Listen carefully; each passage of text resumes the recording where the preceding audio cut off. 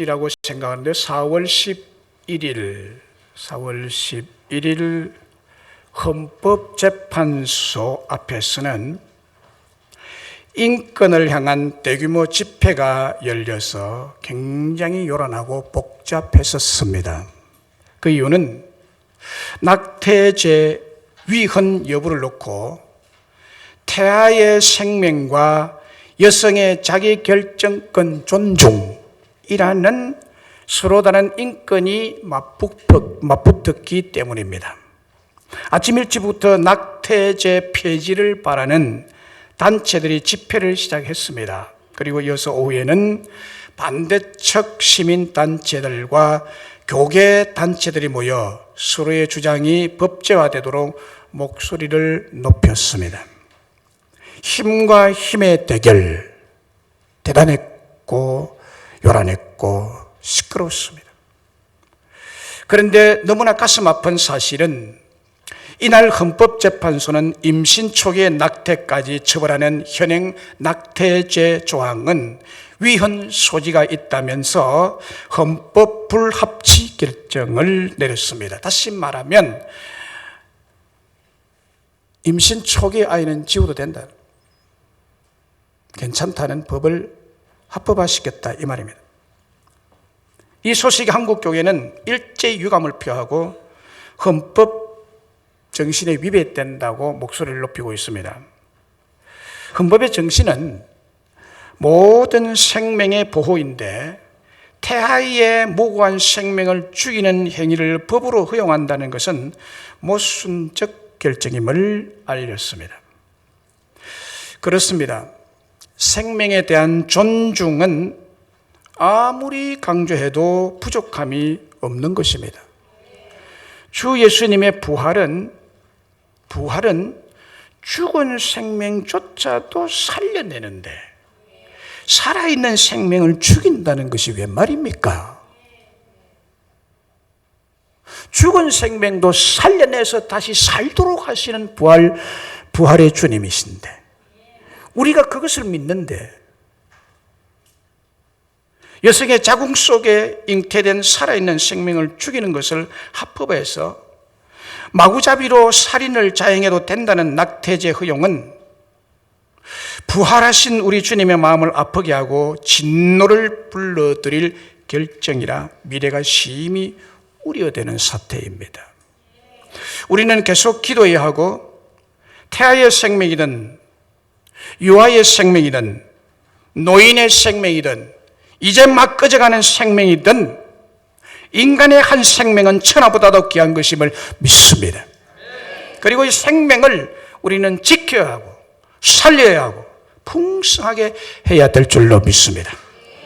요한복음 10장 10절에 도둑이 오는 것은 도둑질하고 죽이고 멸망시키는 것뿐이요 내가 온 것은 양으로 생명을 얻게 하고 더 풍성히 얻게 하려 함이라. 예수님은 우리들을 통해서 인간의 생명이 생육하고 번성하게 하시며 우리 자신의 생명도 얻고 보존되며 타인의 생명도 더 풍성하게 얻게 되기를 위해서 오셨다는 것입니다. 이 진리의 말씀을 부활신앙으로 지켜야 할 줄로 믿습니다. 우리 교회에서 예배 시작 때마다 고백하는 신앙 고백이 있는데 이 신앙 고백은 사도들의 신앙 고백인 사도신경입니다. 셀 모임 때, 주일 예배 모임 때, 매일 새벽 기도회 때, 수요 예배 때, 기도회 때 사도신경을 고백하고 시작합니다. 그 중에 사도신경에 보면 본디오 빌라도에게 고난을 받아 십자가에 못 박혀 죽으시고 장사된 지 사흘 만에 죽은 자 가운데서 다시 살아나셨으며 죽은 자 가운데서 다시 살아나셨으며 라는 부활을 고백합니다. 그리고 끝부분에 보면 몸의 부활과 영생을 믿습니다 라고 고백합니다. 이 부활의 소망과 기대를 믿음으로 우리는 고백합니다. 사도신경에 따른 우리의 신앙 고백은 기독교 신앙의 핵심에 부활이 있다는 것을 고백하고 있습니다. 그렇습니다. 기독교 신앙의 핵심은 부활신앙입니다. 그런데 중요한 것은 우리의 믿음과 신앙 고백은 예수 그리스도의 부활로 시작해서 예수 그리스도의 부활을 믿고 고백하는 사람들의 부활로 나아가고 이어지고 있다는 것입니다. 이 사실을 믿고 고백한다는 거죠. 여기서 우리 믿음, 신앙의 본질과 사역, 그리고 사명, 즉 제자도의 본질이 무엇이며 사명이 무엇인지를 말씀해 주고 있습니다. 오늘 본문에 이것을 찾을 수가 있습니다. 먼저 우리 믿음, 즉 우리 신앙의 본질이 뭐냐? 신앙의 핵심 본질이 뭐냐?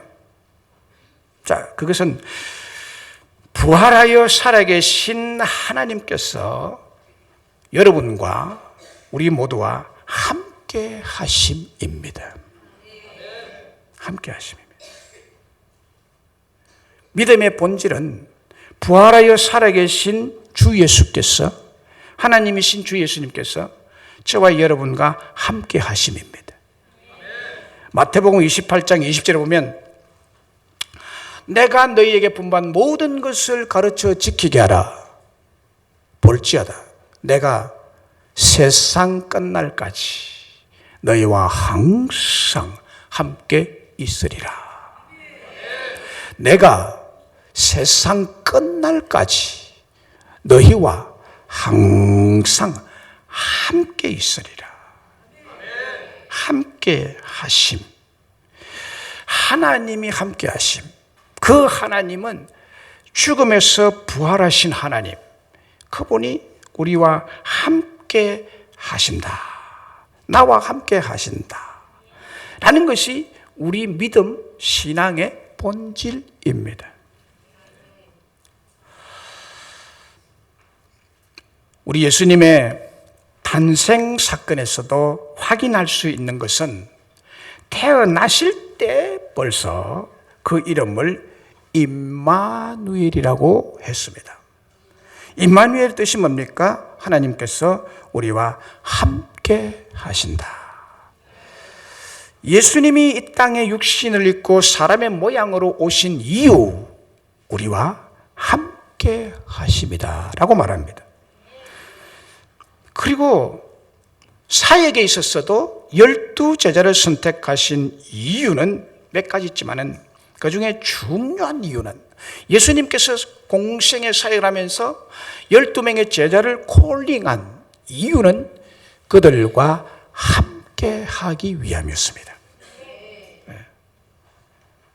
12제자와 항상 함께 있기를 원해서 선택하셨습니다.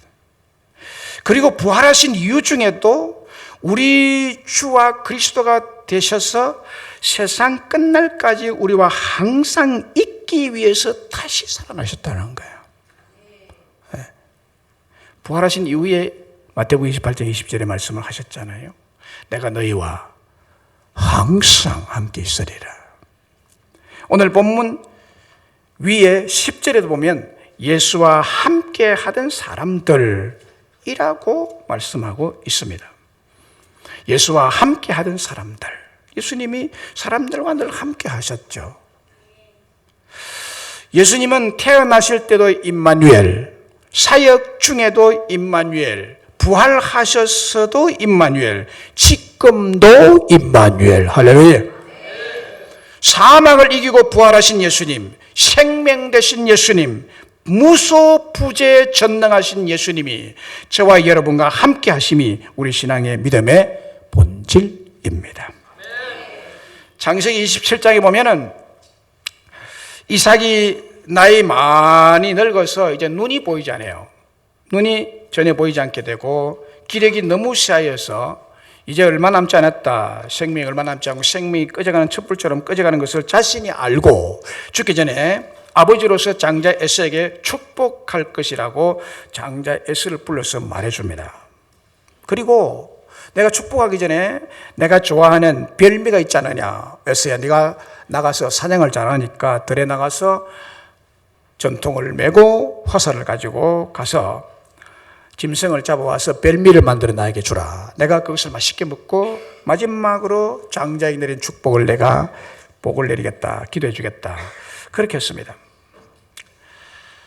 그래서 이 말을 에서에게 했는데 야곱의 어머니, 뭐 에서의 어머니도 되죠. 야곱의 어머니가 리브가가 듣고 야곱에게 장자의 축복권을 야곱에게 주기를 원해요. 리브가 어머니가. 왜 그랬는지는 성경의 이유를 말하고 있지 않습니다. 그래서 모르겠어요.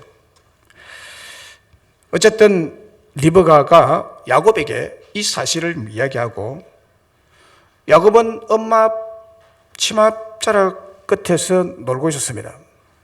에서는 늘 화살과 활을 가지고 들로 산으로 사냥을 즐겼습니다. 남자다운 자가 에서입니다.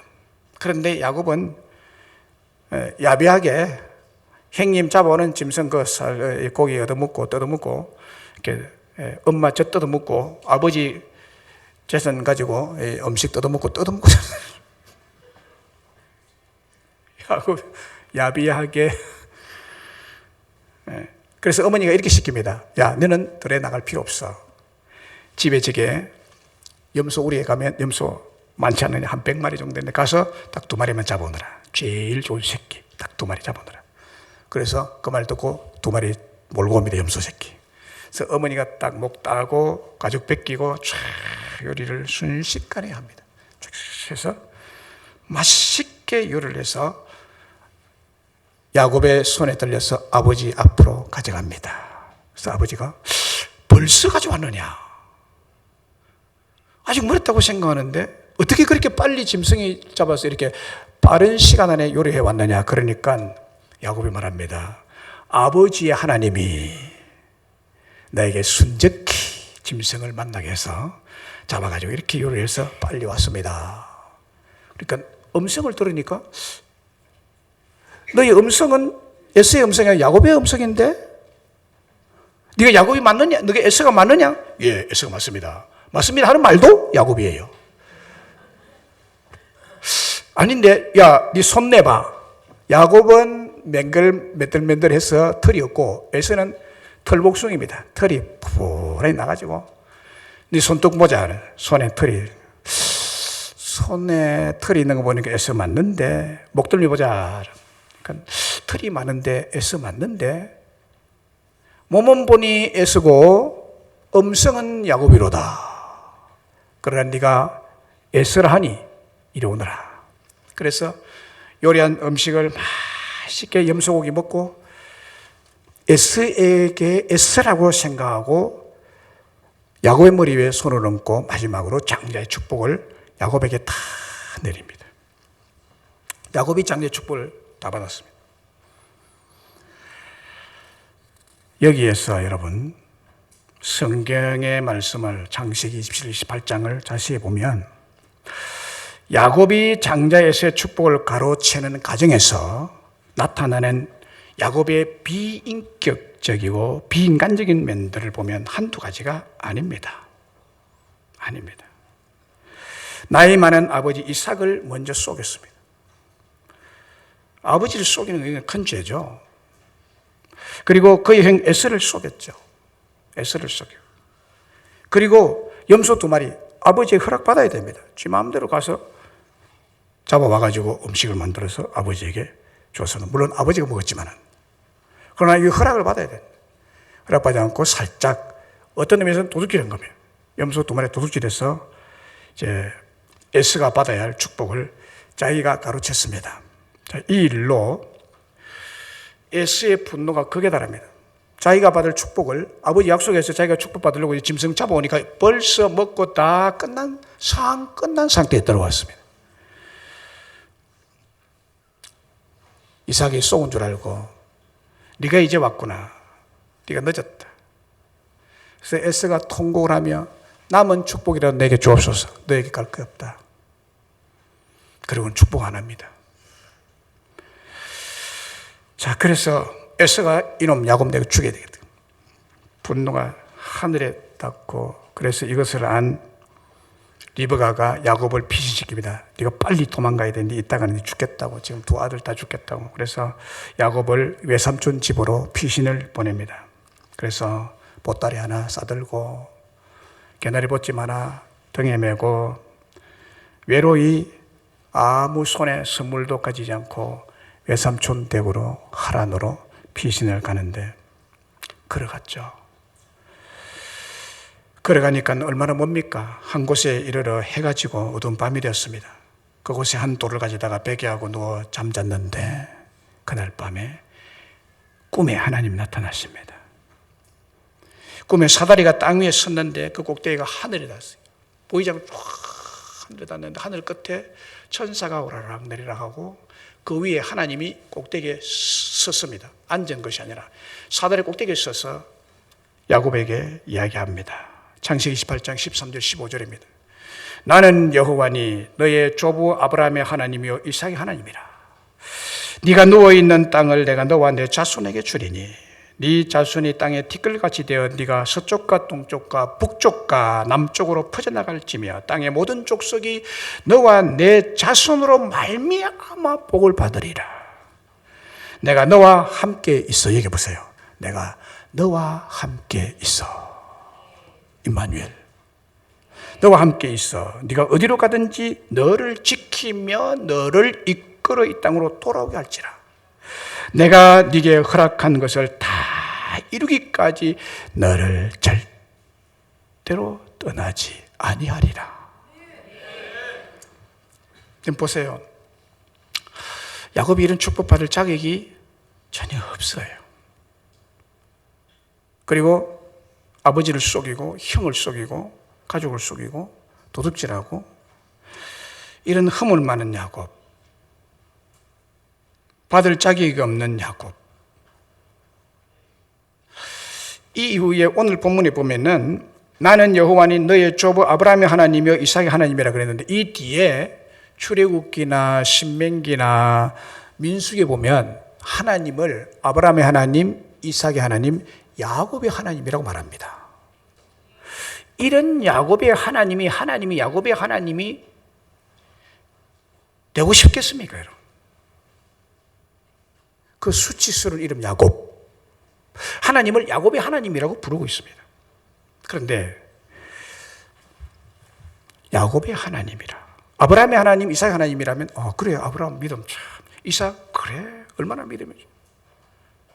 자기가 번제물로 드리는 모리아산에서의 번제물이 드려지는 그곳에 순종의 믿음, 이삭 얼마나 좋습니까? 충분히 이삭이 하나님이라고 불러도 될 만합니다. 이삭은 영광스러운 하나님의 사람이었습니다. 그러나 야곱의 하나님이라 부끄러운 일이에요. 하나님에서 볼 때. 그러나 야곱의 하나님이라는 그 말은 여러분, 내가 하나님 자신이 내가 야곱을 부끄러워하지 아니한다는 뜻이에요. 우리 하나님, 내가 야곱을 부끄러워하지 아니한다.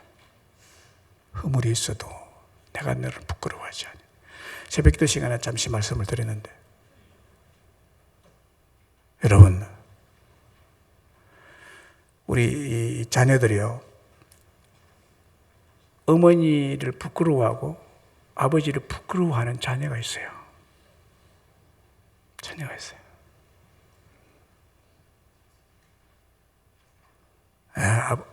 아빠가 오지 마, 학교 오지 마세요. 나 부끄러워. 이 중학생들이 특별히 더 그래. 엄마 오지 마라. 나이 늙어 보인대. 부끄럽다네.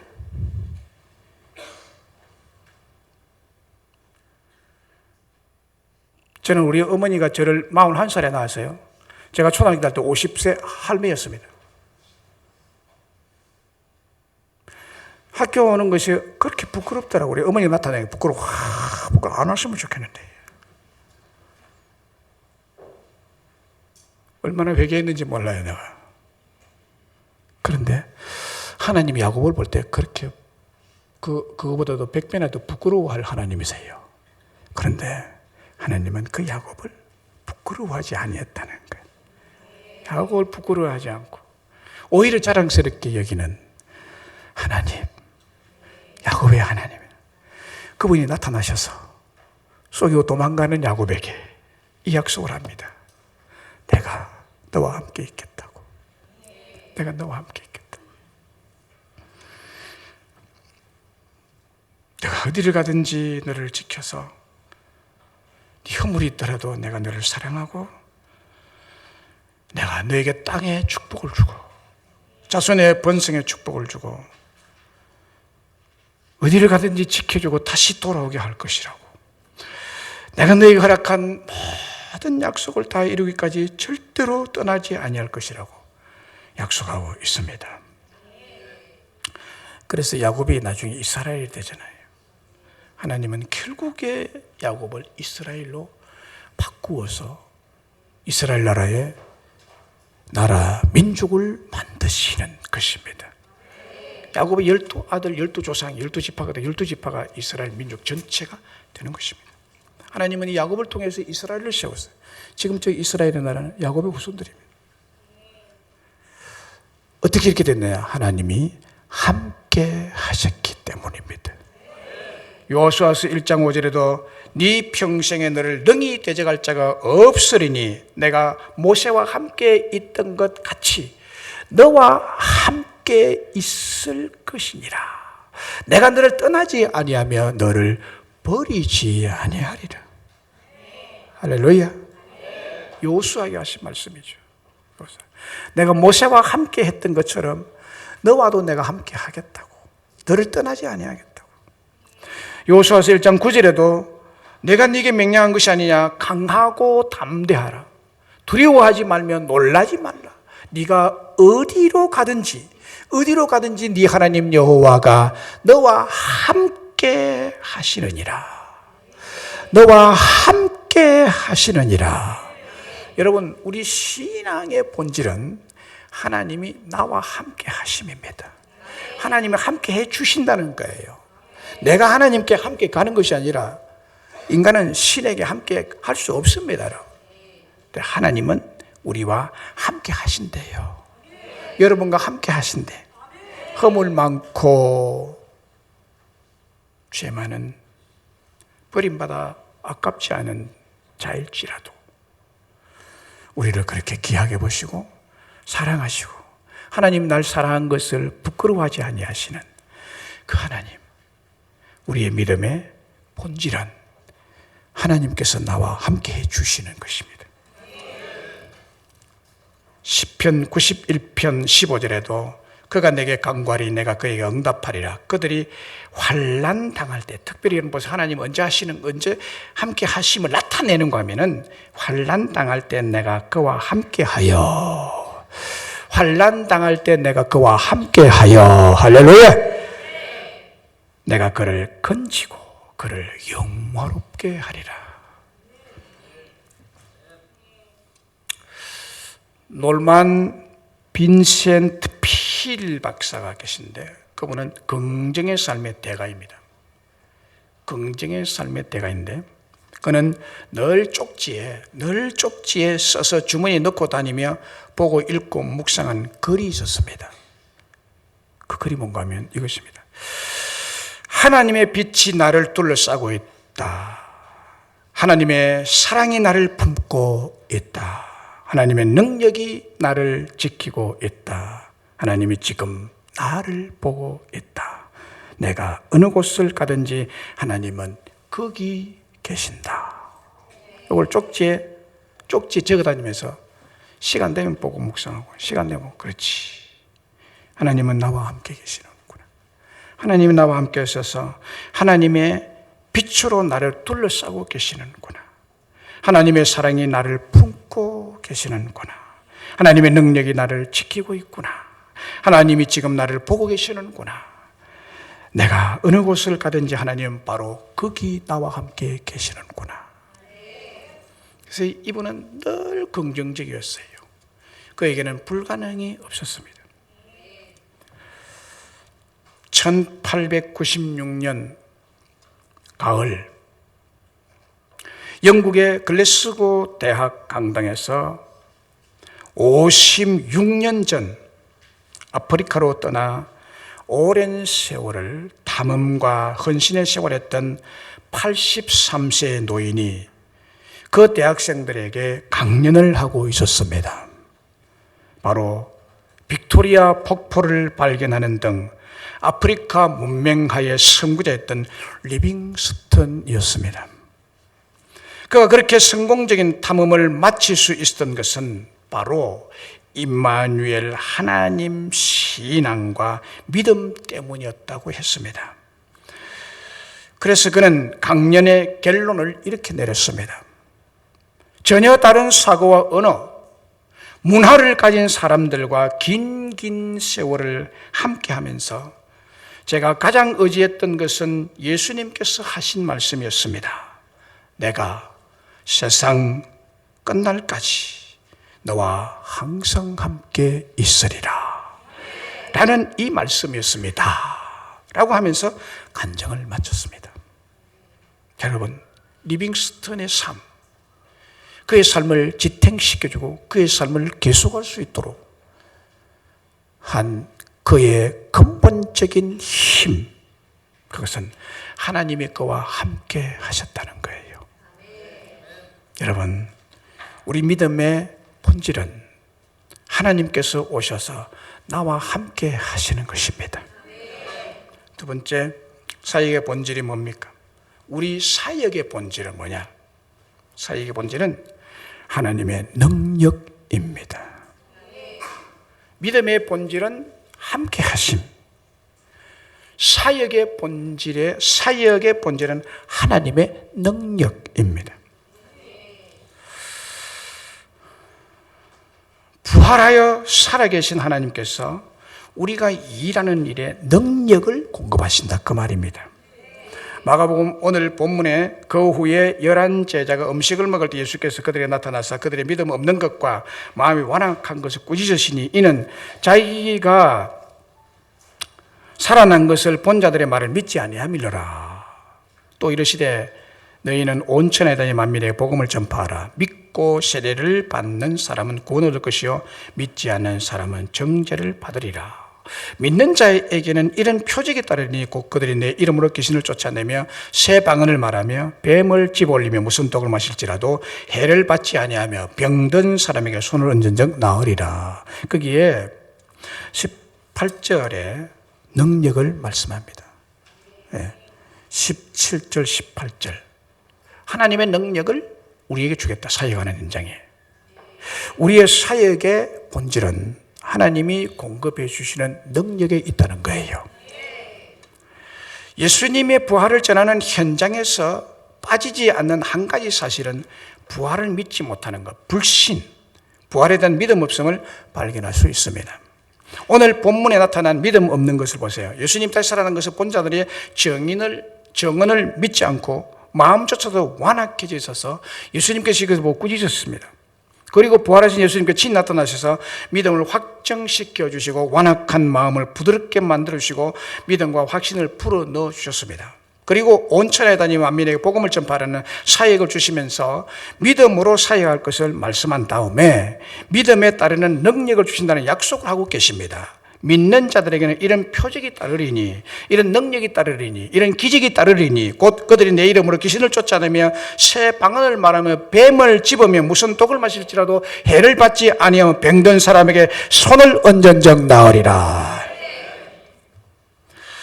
사도들의 사역의 본질이 부활하신 예수님께서 능력을 주셨기 때문에 가능했던 것입니다. 사도들 자신의 인간적인 열심이나 신념에 의한 것이 전혀 아닙니다.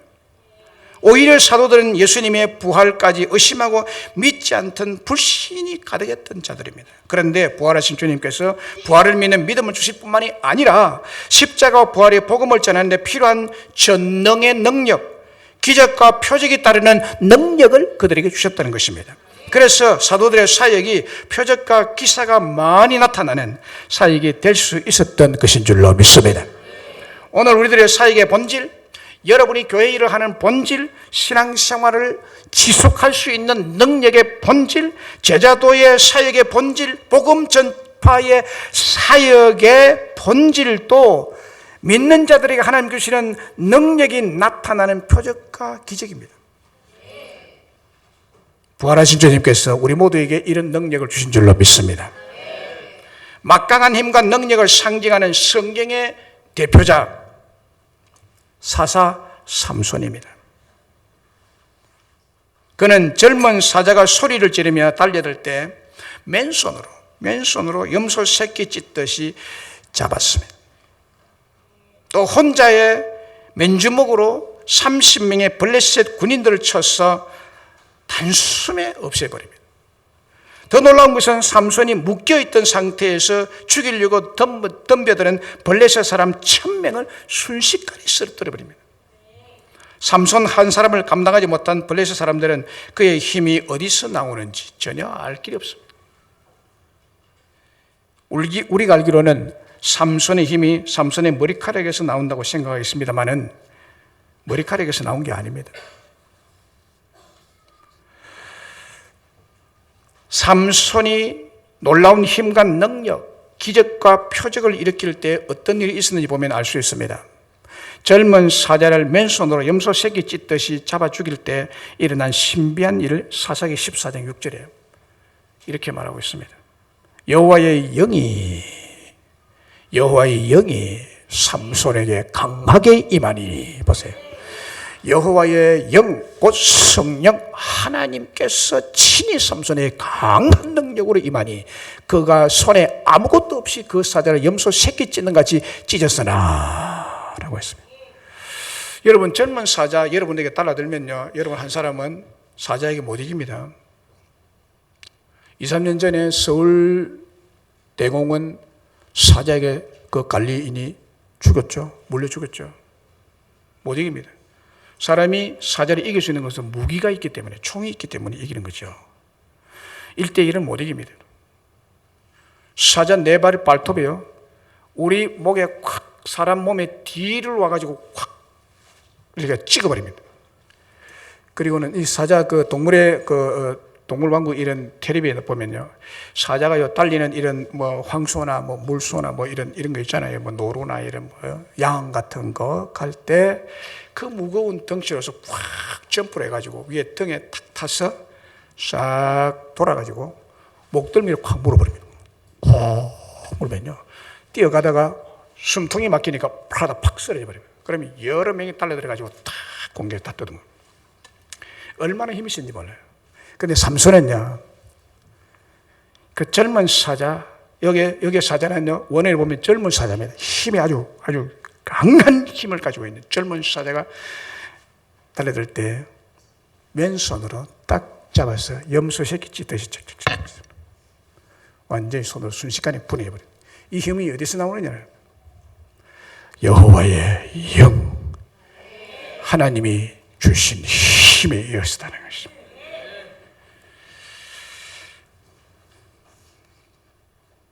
사도행전 1장 8절에 오직 성령이 너희에게 임하시면 너희가 권능을 받고 예루살렘과 온 유대와 사마리아와 땅끝까지 이르내 증인이 되리라. 하나님의 정의는 보통 못합니다. 그러나 성령의 능력이 임하면 할 수가 있습니다, 여러분. 하나님의 능력을 받은 자는 삼손처럼 능력 있는 사역을 할 수 있습니다. 그래서 예수님께서 성천하시면서 사도들과 초대교회 성도들에게 능력의 원천, 능력의 본질이신 성령을 주셨다는 거예요. 우리 사역의 본질은 바로 성령의 능력, 하나님의 능력입니다. 하나님의 능력 주심에 있습니다. 오늘 우리들의 사역의 본질이 바로 예수님의 부활의 능력, 표적 기적을 일으키는 하나님의 능력인 줄로 믿습니다. 이것은 세상 사람들이 궁금해하죠. 의아해하죠. 이해 못하죠. 알 수 없는 힘입니다. 그것은 바로 부활의 능력, 기적의 능력, 신비한 능력을 우리에게 부어주시는 하나님의 능력인 줄로 믿습니다. 오늘 우리들의 사역의 본질이 바로 여기에 있고 우리에게 부어주고 계시는 줄로 믿습니다. 요한복음 15장 5절에 나는 포도나무에 너희는 가지라, 그가 내 안에 내가 그 안에 거하면 사람이 열매를 많이 맺는 나를 떠나서는 아무것도 할 수 없습니다. 나를 떠나서는 아무것도 할 수 없습니다. 여러분, 산술에 보면 죄로 영이 많습니다. 영이 아무리 많아도 영입니다. 우리는 다 영이라는 존재들입니다. 제법 똑똑하십니까? 뭔가 가지셨습니까? 우리는 다 제로 인생입니다. 그러나 그 앞에 실수, 일 딱 붙으면 0이 많을수록 좋습니다. 할렐루야. 나를 떠난 제로는 아무 쓰잘데없느니라. 0이 1과 붙어 있을 때 이게 실수가 됩니다. 하나면 10, 2개면 100, 3개면 1000, 4개면 10,000. 그 다음에 뭐예요? 나는 공부를 못해 그 다음 모르겠습니다. 많을수록 좋아. 나를 떠나서는 제로니라. 우리 주님이 우리와 함께 하니까 우리는 능력적 사역을 할 수 있습니다. 포도나무의 능력은 여러분 가지를 살리고 가지에 생명을 공급하고 세상에서 누구도 할 수 없는 포도 열매를 맺게 합니다. 여러분 과학자들이요, 달을 탐험하고 화성을 탐험하는 그 로켓을 쏘아 올립니다. 대단하죠. 대단합니다. 그러나 과학자들 깨알 하나 만들 수 없습니다. 여러분. 깨알을 만들 수 없어요. 하나님만이 하실 수 있습니다. 하나님만이 생명을 만들 수 있습니다. 하나님만이 포도 열매를 만들 수 있습니다. 여러분. 하나님 하십니다. 과일을 사 먹어도 하나님의 기적을 먹습니다. 여러분. 우리가 하나님의 기적이에요. 포도나무 가지는 포도나무를 떠나서는 아무것도 할 수 없는 같이 우리가 하나님이 공급하시는 능력 없이 사역은 무용지물입니다. 우리의 사역의 본질, 부활하신 주님의 능력이 우리에게 함께하기 때문입니다. 사도행전 2장 43절에 사람마다 두려워하는데 사도들을 말미암아 기사와 표적이 많이 나타났다. 이건 하나님의 능력을 공급했기 때문입니다. 가수 윤도현이라는 분이 있습니다. 윤도현 밴드로 알려져 있고 사랑했나봐, 사랑투, 나는 나비. 나는 몰라요 이 노래 무슨 노래인지 뭐 그렇다 하더라고. 맞죠? 있어요? 이게 있습니까? 나는 나비. 난 무슨 노래인지 모르겠는데 그렇대요. 그는 시체말로 깡불신이었습니다. 그런 그가 신앙을 가지게 된 사연이 있습니다. 윤도현 변도로 한창 잘 나갈 때 자기 아버지가 대장암 4기 판정을 받고 사형 선고받았습니다. 수술 후에 회복 중에 있는데 그 후유증으로 폐혈증이 오고 백혈구 수치가 급격히 오르고 생명이 위독하게 됐습니다. 담당 의사가 장례 준비해라 라고 사형 선고 같은 말을 해줬습니다. 그때 신앙은 전무한 상태였는데 자기 밴드 멤버 중에 베이스 기타를 치는 태희라는 형이 평소에 전도를 하면서 예수를 믿는 신앙을 가지세요 동생, 그렇게 이야기를 했다고 합니다. 그런데 그때는 듣지 않았어요. 자기가 아쉬운 게 있어야 신앙을 가지게 되는데요. 무슨 아쉬운 게 있어요. 잘 나가는데. 듣지 않다가 갑자기 아버지가 돌아가실 수 있다는 의사의 말을 듣고 지푸라기라도 잡는 심정으로 그 형의 말을 기억했습니다. 신앙을 가져야 되겠구나. 그리고 바로 그 길로 밤새 교회로 가서 혼자서 기도를 드렸다고 합니다. 한 번도 불러본 적이 없는, 한 번도 믿어본 적이 없는 하나님을 간절히 부르며 기도했대. 이렇게 기도했답니다. 하나님, 저의 아버지를 살려주시기만 한다면 제가 신앙을 가지고 예수님을 잘 믿겠습니다 라고 기도를 했답니다.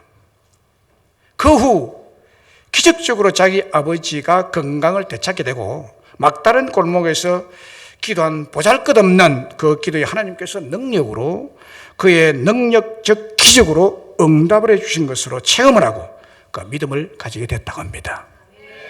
그곳으로서 믿음을 가지게 됐대요. 세상 사람들이 궁금해하고 의아해하고 이해하지 못하고 알 수 없는 부활의 능력, 기적의 능력, 신비한 능력이 기도의 응답으로 윤도현 씨에게 나타난 것입니다. 예수님을 믿으려는 그의 사람에게 나타났습니다. 그리고 그 능력이 윤도현 씨의 아버지를 회복시켜 살리시고 건강을 되찾게 하신 줄로 그는 믿었습니다. 사실이죠. 뿐만 아니라 윤도현 씨의 기도가 능력이 있어서가 아니라 하나님께서 윤도현 씨를 부르시고 믿음 주시기 위해서 또 큰 사역자로 쓰시기 위해서 부활의 능력, 기적의 능력, 신비한 능력을 보여주시고 체험토록 하신 줄로 믿습니다. 우리 사역의 본질은 하나님이 우리에게 주시는 능력에 있습니다. 그러면 우리들이 감당해야 될 사명의 본질은 뭘까요? 사명의 본질은 만민에게 복음을 전하는 것입니다. 15절에 또 이르시되 너희는 온 천하에 다니 만민에게 복음을 전파하라라고 했습니다. 이 말씀은 부활하신 예수님께서 사도들에게 모든 제자들에게 오늘 우리들에게 부탁하신 사역이고 사역의 본질입니다. 부활하신 이후에 우리에게 복음 전파, 즉 십자가 부활의 완전하신 복음을 전하고 정인이 되라고 몇 번씩이나 강조했습니다. 그 이유는 복음을 믿는 성도들의 사역의 본질이기 때문입니다.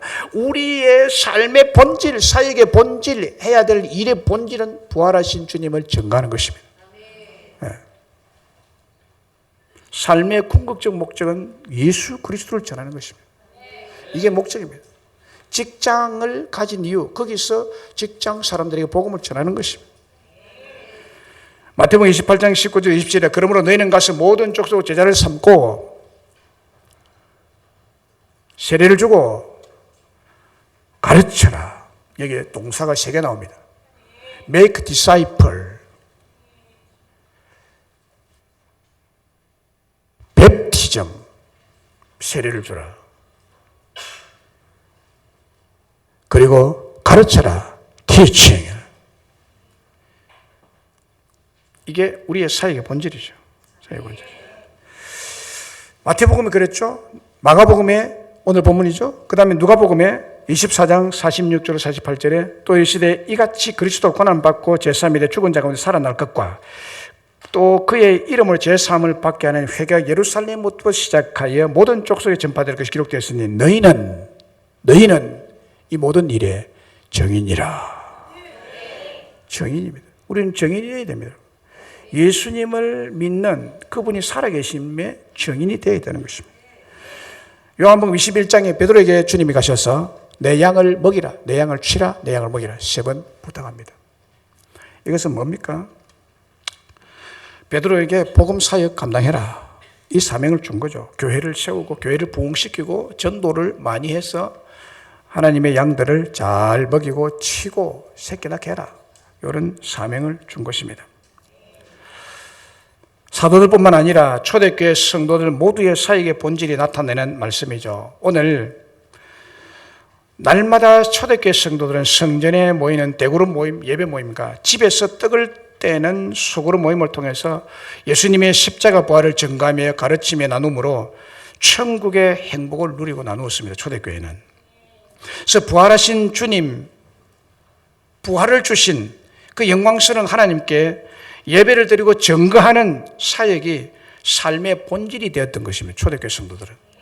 이게 예배 때마다 부활을 그렇게 찬양을 하고 그랬죠. 2차 세계대전이 끝나고 철의 장막인 베를린 장막이 세워지기 바로 직전 1954년에 이제 조금만 있으면 베를린 장막이 설치가 될 것이 전 독일 국민에게 동독과 서독에게 알렸습니다. 그때 장벽이 세워지기 전에 동독은 공산주의, 서독은 자유진영, 자본주의 이렇게 이제 포진이 되어 있었습니다. 그때 270만 명이나 되는 동독인들이 자유를 찾아 서독으로 이동하고 있습니다. 수많은 인파, 구름대처럼 서독으로 이동하는 어느 날 전반대 방향으로 동독으로 들어가는 한 가족이 있었습니다. 서독에 살고 있었던 호르스트 카스너 목사님 가족입니다. 호르스트 카스너 목사님 가족. 동독에 있는 수많은 목사님들이 서독으로 넘어왔기 때문에 서독에는 목사님들이 넘쳐났지만 동독은 목회자가 없어서 수많은 영혼들, 주님의 어린 양들이 목자를 잃고 방치되고 있었습니다. 바로 그때 호르스트 카스너 목사님과 그의 온 가족은 역행해서 동독으로 갔습니다. 카스너 목사님은 독일의 유일한 항구 도시인 함부르크에서 남부럽지 않은 안정된 목회 생활을 하고 있었던 사람입니다. 동독으로 들어갈 당시 겨우 6주밖에 안 된 신생아 딸을 얻고 살 집도 사회 갈 교회도 없는 동독으로 간다는 것은 누가 봐도 어리석고 위험한 일이었습니다. 하지만 하나님 앞에 바른 복음적인 삶을 살고 그것을 가르치고 선포해야 되고 교회단 독일 교회를 재건하는 일에 고민했고 안락한 생활을 포기하고 2차 세계대전으로 다 해파되어 교회도 없는 공산 치하로 들어가기로 결단했던 것입니다. 예수님처럼 더 낮은 곳을 향해 가는 것이 하나님 앞에 더 합당하던 부활신앙을 가졌기에 죽음을 무릅쓰고 십자가의 길, 고난의 길을 선택했다고 합니다. 그렇게 35년의 세월이 흐른 후 베를린 장벽이 무너졌죠. 우리가 다 알다시피 당시 아버지의 품에 안겨 공산 치하 동독으로 갔던 6주밖에 안 된 딸은 그동안 아버지의 엄격하고 철저한 복음 신앙의 교육을 받으며 자랐습니다. 수학과 언어에 뛰어난 능력이 있었던 그녀는 라이프치히 대학을 졸업하고 동독에서 물리학자로 활동을 했습니다. 통일 과정에서 정치에 참여하기 시작해서 환경부 장관이 되었습니다. 그 목사님의 딸이 지금 통일 독일을 이끌고 있는 앙겔라 메르켈입니다. 그는 2005년 독일 총선에서 총리가 되었고 2013년 그녀가 이끄는 CDU 최대우 당 기독민주연합당인데 이 기독민주연합당이 승리를 거두면서 3선에 성공했습니다. 그리고 작년 그 앞에 2017년 대선이 있었는데 그는 4선에 성공했습니다. 대단한 인물입니다. 동독인들의 위인입니다. 다 서도로 빠져나 동독으로 와서 우리의 영혼을 살린 목사님 딸. 하나님이 그것을 보고 계셨다는 거예요. 하나님이 그것을 보고 계셨다. 메르켈 총리 모르는 사람 없죠? 그는 아버지 밑에서 자란 딸입니다. 소박한 시골 교회에서 자란 소녀가 통일 독일뿐만 아니라 세계 최고의 지도자가 되어서 유럽의 경제 위기를 극복하고 전 세계 자본주의 체제의 개혁을 이끌고 있습니다. 신실하신 하나님은 35년의 세월 동안 십자가와 부활 복음과 교회를 세우고 힘썼던 그 목사님의 사역을 묵묵히 보시고 때가 찬 갱륜을 따라 그의 딸을 세워서 축복하고 계십니다. 그 시대를 역행해서 죽음의 골짜기에서 부활신앙으로 살아가는 것이 어쩌면 두렵고 힘들고 어리석은 삶이라고 보일지라도 그 길이 생명의 길이요, 그 길이 구원의 길이요, 그 길이 다시 살아나는 축복의 길임을 믿어야 할 것입니다. 사망의 엄청난 골짜기로 내려가고 낮아지고 좁고 협착하고 찾는 이가 작은 길이지만은 부활신앙, 다시 살 수 있다는 소망신앙을 전하며 살아갈 때 그 끝에, 그 마지막 끝에 하나님의 은총과 축복과 영광이 주어지게 될 줄로 믿습니다. 말씀을 믿습니다. 오늘 본문의 말씀에서 우리에게 주신 우리의 믿음, 우리의 사역, 우리의 사명의 본질, 이 세 가지를 말씀드렸습니다. 우리 믿음의 본질은 하나님께서 나와 함께 해 주시는 데 있고 우리와 함께 하신다는 것이고 사역의 본질은 하나님께서 우리에게 성령으로 능력을 주심에 있다고 했습니다. 그리고 우리의 사명의 본질은 부활한 복음을 만민에게 전파하는 것임을 말씀드렸습니다. 예수님께서 부활하신 이후에 제자들을 다시 만나시고 함께 하시고 약속하시고 성령으로 능력을 계속 부어주시고 약속하시고 우리에게 부활의 복음을 전가하는 증인으로 만민에게 복음 전파의 사명을 주심으로 우리의 평생에 삶의 바른 본질, 신앙의 바른 본질을 따라 순종하며 살아가므로 교회가 부흥하고 여러분의 개인의 신앙이 부흥하고 축복받고 영광스럽고 행복한 믿음의 생활이 되시기를 주의 이름으로 축복합니다.